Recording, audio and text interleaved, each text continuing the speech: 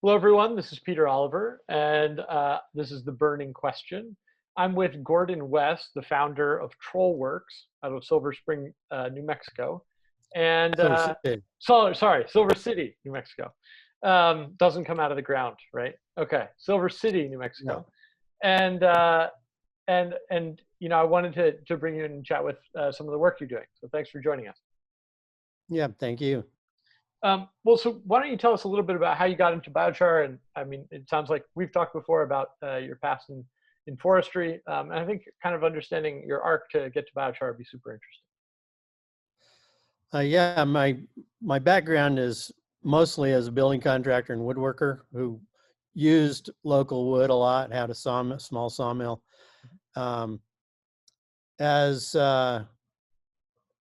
Around the turn of the century, 2000, there wasn't a lot of big tree logging going on, and I didn't really saw big trees anyways. And I understood also from a background in grassroots environmental activism that there are trees that need to be cut and they aren't the big ones. The problem with doing that is they don't have much value.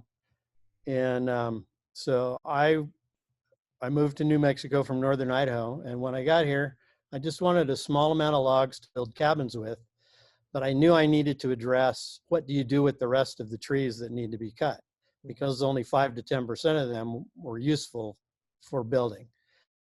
And I hooked up with Todd Schulke from the Center for Biological Diversity. So, we have a very strong environmental ethic. We're not in this to make money or to cut forests. We're in this to restore forests. And we quickly realized that 90% of the material coming out was probably going to have to be chipped and used as biomass. And probably half of that material isn't even normally good biomass because it's not wood, it's bark and twigs and leaves and things. And so I got to work on trying to create some new products. I had two before biochar. One was a building product where you cement together wood chips or chipped biomass. The other was an erosion control material that also was somewhat cemented together to make a durable ground cover. And at about 2012, I got introduced to the idea of biochar. And while those other products were pretty good as far as carbon sequestration and being able to utilize everything and add value, they probably are only 20% as good as biochar for doing those things. Mm-hmm. And so our focus shifted to biochar. My background as a builder led to my interest in trying to utilize the heat that's created. It makes a lot of smoke, and you need to do something with the smoke, and it's actually a pretty good fuel. So we've come up with some machines that can take chipped woody biomass, turn it into biochar and energy. Mm-hmm. And we're just now entering the commercialization phase of getting that equipment out on the market. Yeah, it's exciting. So one of the things that you said that is surprising, there's about 90% of the stuff that would come out of the woods couldn't really be used for building. Is that right? Is that a common, is that kind of what you would expect for most, timber farming and forestry? If it's a restoration-based treatment, yeah. So we're dealing mostly with national forests. Okay. And the national forests, where I live, there was a massive tree regeneration pulse in 1919. And I don't know why, probably followed some forest fires and other things. That was about the time the Forest Service was coming into existence, and its mission was to prevent fire. That was a big part of it. And so for 100 years, we've greatly reduced the role of natural fire in our forests, which were fire dependent. They evolved with fire, and they were grazed. So we removed all the fine fuels that used to carry light fires every 4 to 5 years on the ground to help clean up excess biomass and kill some of the young trees. And we also logged the biggest, oldest, and best trees out of these forests. So to restore them, the cleanest conceptual notion of it is we're trying to restore them to what they would have been if we hadn't have excluded fire, overgrazed, and overlogged. So that just got to go all the way back. Crappy little trees. Yeah. Right. So we're cutting crappy little trees. We're not cutting big trees. Right. But a few of these trees are still suitable for building products, cabins. We make log trusses, or have made log trusses, and some of it can be sawmilled, but it doesn't make very, very good lumber in general. So dipping it and making biochar, I call it reverse coal mining. The vegetation is taking up carbon from the atmosphere. We're processing it, and we managed to extract about 60% of the carbon that was in the wood as biochar, which is not reactive. So we put it back in the soil, it stays there for a long time. So we're essentially taking carbon out of the atmosphere and putting it back in the ground and making money in the process, and restoring watersheds, restoring soils. I mean, it's just the list of positive things is huge. Yeah, without question. And what's the scale of the issue? I mean, when you think about what needs to be, you use the word forest thinnings. So what percentage of the forest around you needs to be thinned in this way, and how much biomass comes out when you do it? Well, we did, with the Forest Service, a landscape scale assessment back in 2006, and we looked at 300,000 acres of national forest land. Some of it was in timber, ponderosa pine and Douglas fir. Some of it's in brushy species, a variety of oaks, junipers, pinyon pine. And out of that 300,000 acres, we're right next to the Gila Wilderness. So some of that was in the wilderness. So that can't be treated by us. We can't go in there and do it. We looked at what we could treat mechanically, meaning, can you pull material out? Right. And that's related to slopes, soil conditions, topography, how close it is to a road. Yeah. So out of that 300,000 acres, we learned that there was about 30,000 acres we could treat.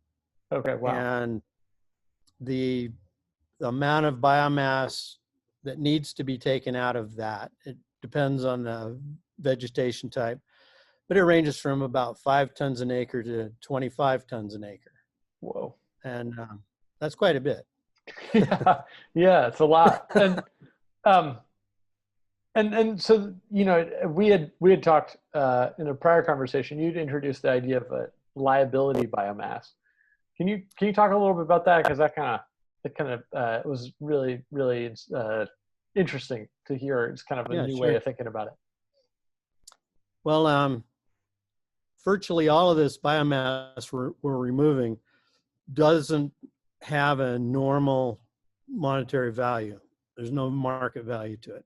Some firewood, it's just, no one would pay to go get this material. So the first level of liability is it costs to do this forest restoration work. It's the material isn't free. It actually costs money to get it out. Yeah, right. Another form of liability is that it's what's causing, it's the fuel for these massive forest fires. That's a huge liability environmentally, in many ways. And then there's a lot of homes in the forests, or in what we call the wildland urban interface, surrounded by all this biomass. And if in many cases people can't get fire insurance because they have a narrow driveway that goes for 100 yards or half a mile, and we don't send firefighters down narrow lane brushed in roads to try to save somebody's house. So there's that sort of liability too. But yeah, well, so and there's part of me that's like, okay, well, so isn't part of this aren't these trees and things like the habitat for animals and the whole thing. And I think the more reading I was doing, the more it seemed um, that these were actually the trees and brushy kind of trees that we're describing actually represent a potential damage to the forest and the way the forest is growing. Is that right? Right. Even if it's not burning, Yeah. this has changed the habitat. So we're getting species conversion in many cases, or there was a lot more grasses in a lot of these places. A lot of these brushy species take up a lot of water. So down here in the pretty arid Southwest, there are small streams that don't run anymore, except for in heavy rains that used to run year round. Hmm.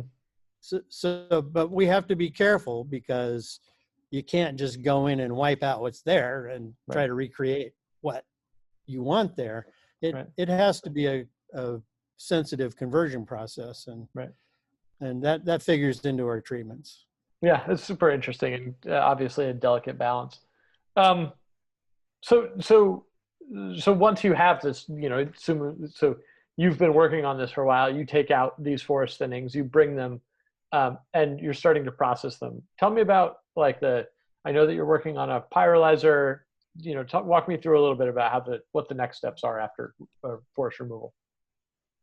Sure. So we bring the material in, usually in as logs or brush, or we try to chip in the forest and bring it in as coarse chipped material. And then at our yard, it started a nonprofit called Gila Woodnet back in 1998, and so we have a big industrial chipper and a lot of stuff to do that sort of thing. So we chip it, and then the first use of the smoke or the syngas from pyrolysis, we use it to heat air to dry the biomass. Mm-hmm. So we've got some dryers that run off of that. So we make biochar, and we use the energy to dry the incoming biomass. We can dry 5 to 10 times more biomass than the process it takes to make the heat to dry it. Mm-hmm. Yeah. And at first we tried to use just chips as our feedstock for making biochar, which we did. It's not hard, but it takes up a lot of room. The feedstock is inconsistent. The moisture content's inconsistent. So we added in pelletizing to the process. So all of this dried biomass we now pelletize, and that reduces the volume by, from about 10 pounds a cubic foot to, it's 40 pounds a cubic foot. So it reduces it to 1/4 of what it was. Wow. Which means it's easier to store, easier to ship. We control the moisture content, and the density is what counts. And so it's all the same density, and it doesn't matter what material is going in. It could be oak or it could be pine. Mm-hmm. By the time it's a 40 pound per cubic foot pellet, it's the same thing, essentially. Right. Yeah. And can you use some of the scrap wood, the bark and things like that? Yeah, and because we're not burning this to ash, mm-hmm. we're just cooking it and cooking out the volatiles. What would have been ash is still contained in the biochar. Mm-hmm. And ash is what causes, if you got a pellet stove, you wouldn't want to burn these pellets in the pellet stove because it would make a bunch of ash and maybe even clinkers and plug up your stove. But because we're not burning it to ash, we can use virtually any woody biomass. It doesn't even matter if there's some dirt in it, because then we just have a little bit of dirt in the biochar. Yeah. We'll put the dirt anyway. So, it means we can use everything. And that was the point, is the worst liability stuff is the brushy stuff. It's the slash from logging. Nobody knows what to do with it. It's usually either, if the load's not too heavy, it might be scattered and left. That's fine. Otherwise, it's piled and burned. And that's just, that costs money. It's another liability, and you don't get any benefit out of it. Right. And so tell me, where are you guys in the process of production of the pyrolyzer, and kind of what's your vision? Yeah, well, we've worked through a lot of versions of it over the last 5 years. It's a continuous process machine. It's not a batch, Mhm. which is pretty unusual, particularly in this small boiler scale. Mhm. Um, we have a Forest Service grant to do a pilot project at Northern New Mexico College. So we're in the process of heating one of their buildings for a year. They were heating these buildings with propane, and they actually had to shut the campus down mostly because they couldn't afford the propane. Um, and then we're just getting into this new grant, which will be building 4 more boiler systems to go on greenhouses. And by the time we get done with those, they'll be sort of like additional pilot projects. We should have all of the kinks worked out, and we will begin large-scale manufacturing and distribution. Well, that's exciting. So I haven't seen much on the market that is so that, for people that have not spent as much time in biochar as you have, or nor as much as I have. Um, I usually see very small scale stuff as kind of Kentucky or open pit burn style equipment, and then Mm-hmm. the next level up are usually retorts, or at least from what I've seen, batch kilns, and then somewhere farther up is continuous process. But those tend to be pretty Mm-hmm. expensive. I haven't seen many under 100K, um, Yeah. and and but they tend to get a lot bigger and a lot more throughput. So this sounds like smaller, and I don't. But could you be specific, like how many BTUs, how much throughput, how much biomass? It sounds like they're all pellets. So how much, how much Mm-hmm. what are they actually doing? Yeah. So they're not very big. They're cone shaped.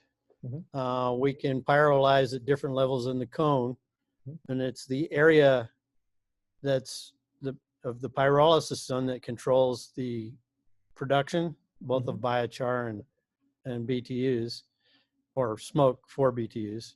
Yeah. And it's our most basic model is the smallest burn you can do is about 50,000 BTUs, Mhm. and you can go up to 160,000 BTUs. Okay. So you can modulate, you can adjust the output, Mhm. which is important if you're going to heat buildings or something, because you don't Right.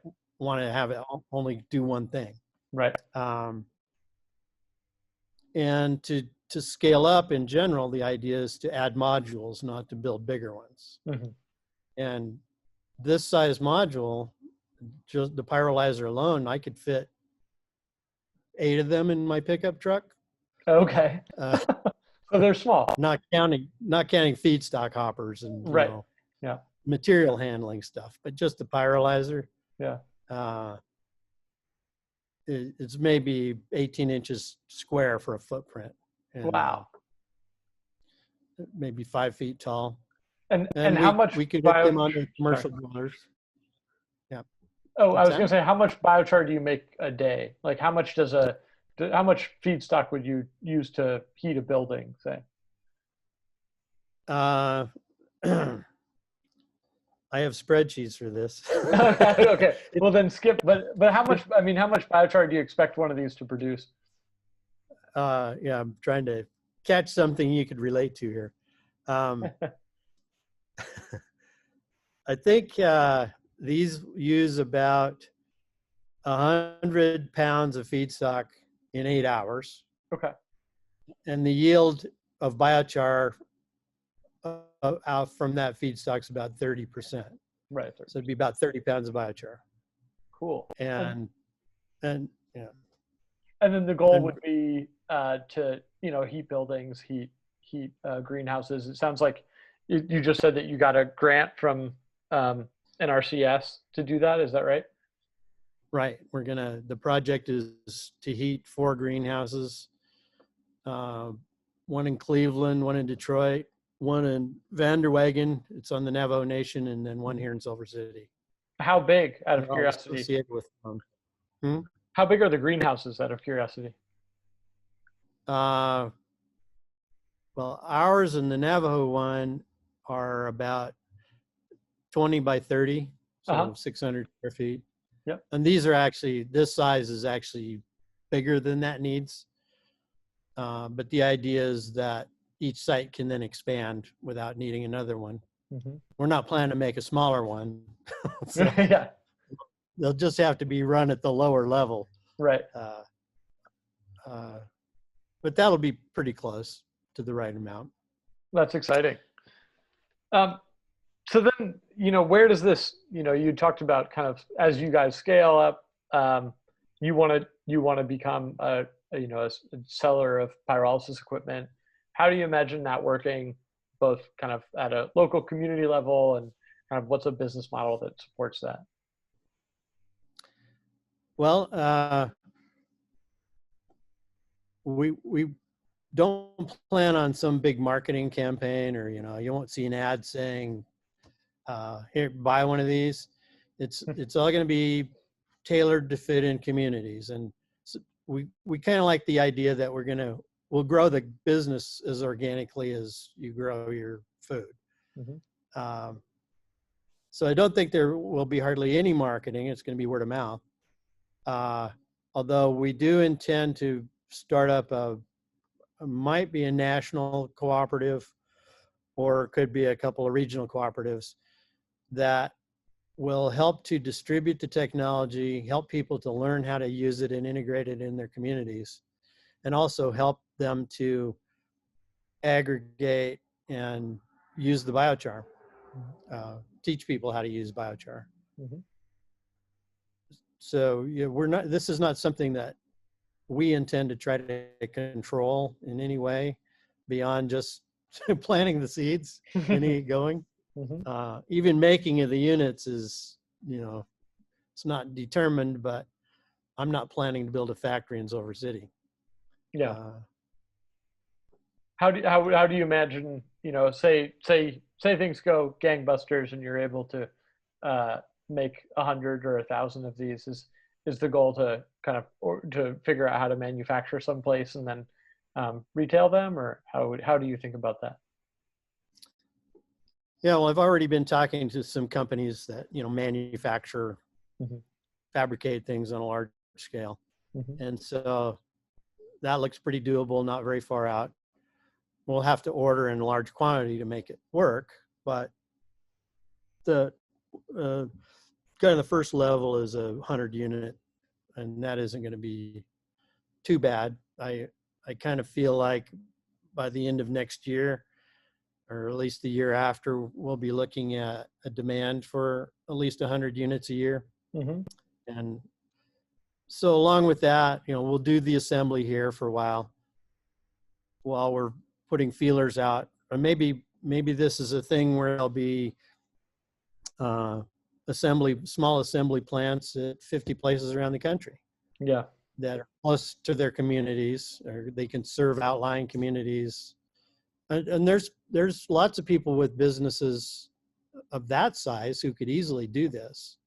And so as much as the technology, we're trying to distribute the opportunity to as many people as possible, as opposed to the big corporate model where, an international corporation dominates the market and all the money comes to San Francisco or somewhere and they build a skyscraper. We see the profits from this aggregating in the communities where they're using them as much as possible. That's great. Well, so I don't want to go on too long, and you've got a website full of amazing stuff to look over. So what's the next big thing that we could check in with you on, and when's the first milestone that we should be knocking on your door again and saying, congratulations, sir, how'd it go? Predicting schedules. If we go by my schedule from 3 years ago, that would have been a year and a half ago. Okay. Well, the pandemic's kind of slowed things down with our first pilot project up at New Mexico or Northern New Mexico College. We're supposed to be operating up there now, but haven't been. We should be operating up there by next spring, COVID or not. We'll just have to deal with it.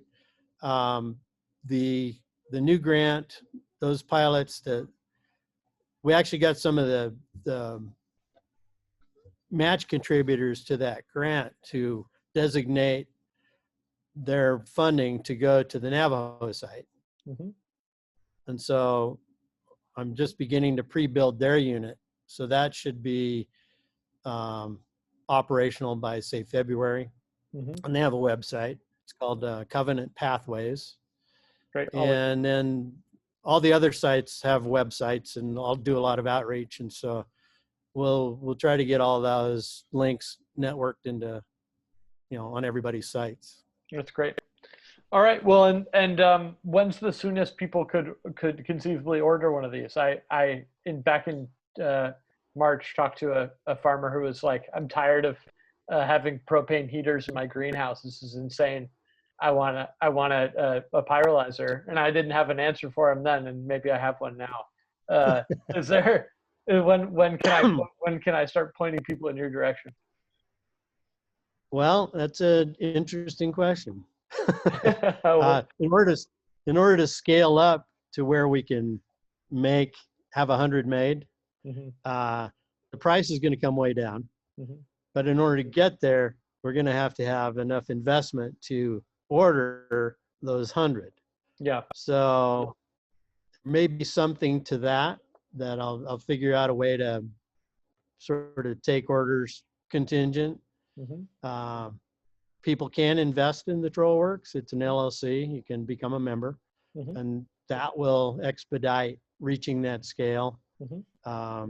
Or, you could order one now, but it's going to cost the hand-built rate, which is considerably more than I expected to be in the production.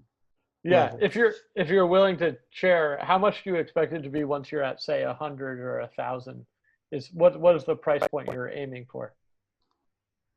Well, a boiler unit. So this would be one to have a feedstock hopper, pyrolyzer, quencher for the biochar, and a commercial boiler so you could use the heat. I expect that to be in the $10,000 to $12,000 range. Right now it's at $30,000. That's what it is in the grants. Yeah. To actually process your own feedstock and make pellets,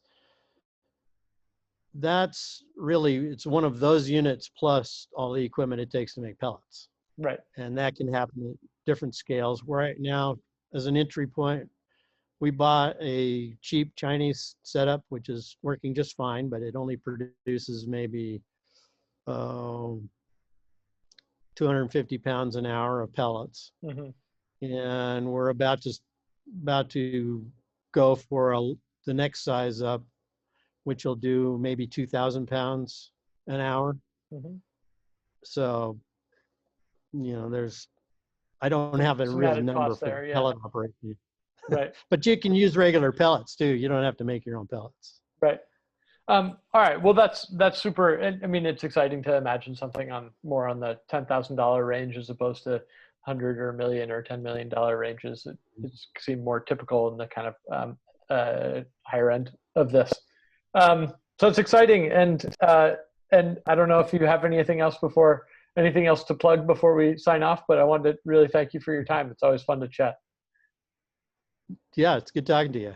I don't think I have anything else at the moment. But. All right. All right. Well, thanks so much, Gordon. Really appreciate